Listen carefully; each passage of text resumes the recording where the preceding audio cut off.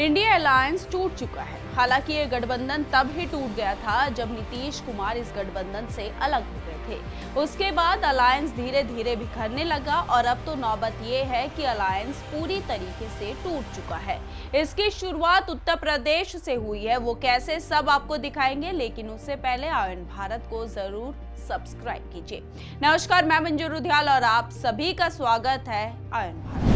दरअसल वायनाड से लौटते वक्त राहुल गांधी ने देर रात अखिलेश यादव से बातचीत की, जिसके बाद सपा प्रमुख अखिलेश यादव ने ऐलान कर दिया कि यूपी की 9 सीटों पर होने वाले उपचुनाव में इंडिया गठबंधन के साझा उम्मीदवार साइकिल चिन्ह पर उतरेंगे। यानी कि अब इंडिया अलायंस सभी साइकिल चिन्ह का सपोर्ट करेगा। शुरुआत से ही उपचुनाव की सीटों को लेकर सपा और कांग्रेस में अनबन हो रही थी। हरियाणा का चुनाव नतीजे आने के बाद ही सपा ने 6 सीटों पर अपने उम्मीदवार उतार दिए, क्योंकि सपा को हरियाणा में कांग्रेस की दुर्दशा दिखाई दे गई थी। जिसके बाद से सपा ने कांग्रेस को 2 सीटें देने की बात कही, जबकि कांग्रेस 5 सीटों की डिमांड कर रही थी, लेकिन सपा सिर्फ 2 ही सीटें देने के लिए तैयार थी। जिसके बाद कांग्रेस ने उपचुनाव नहीं लड़ने का ऐलान कर दिया। हालांकि इन सब के बाद भी सपा प्रमुख अखिलेश यादव ऐसा संदेश देने की कोशिश कर रहे हैं कि इंडिया गठबंधन पूरी तरह से एकजुट है। एक तरफ तो उन्होंने सपा के सिंबल पर ही चुनाव लड़ने का ऐलान किया है, तो दूसरी तरफ कांग्रेस की तारीफ करने में भी वो कोई कमी कसर नहीं छोड़ रहे हैं।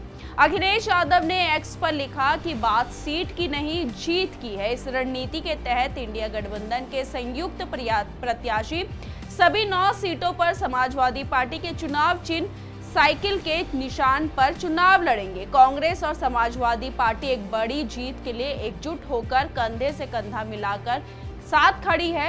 इंडिया गठबंधन इस उपचुनाव में जीत का एक नया अध्याय लिखने जा रहा है। कांग्रेस पार्टी के शीर्ष नेतृत्व से लेकर बूथ स्तर तक के कार्यकर्ताओं के साथ आने से समाजवादी पार्टी की शक्ति कई गुना बढ़ गई है। आयन भारत ने आपको ये पहले ही बताया था कि आखिर समय पर कांग्रेस ने ये क्यों बोला कि हम उपचुनाव नहीं लड़ेंगे। ऐसा इसलिए क्योंकि कांग्रेस ने पहले ही प्लान बनाया हुआ था कि हम उपचुनाव नहीं लड़ेंगे, जिसके कारण हम सपा को महाराष्ट्र चुनाव लड़ने का मौका नहीं देंगे। यही वजह है कि महाराष्ट्र में महाविकास आघाड़ी के बीच सीट शेयरिंग को लेकर बात नहीं बन पाई है।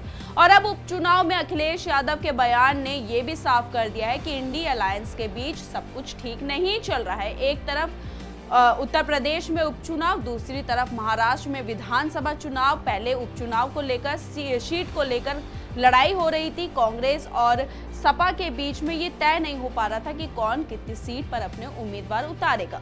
उसके बाद महाराष्ट्र में महाविकास आघाड़ी के बीच भी सीट शेयरिंग को लेकर फॉर्मूला नहीं बन पाया है और कहीं ना कहीं ये दोनों ही राज्य में इंडिया गठबंधन बिखरता हुआ नजर आ रहा है। हालांकि इन सब के बीच अखिलेश यादव ने लखनऊ में अपने पार्टी कार्यालय पहुंचकर प्रेस वार्ता में भाजपा पर जमकर हमला बोला। उन्होंने क्या कहा, पहले ये सुनिए।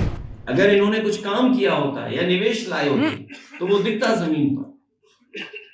बिजली महंगी, किसान को खाद नहीं मिल रही, किसी भी फसल की खरीद के लिए कोई तैयारी नहीं।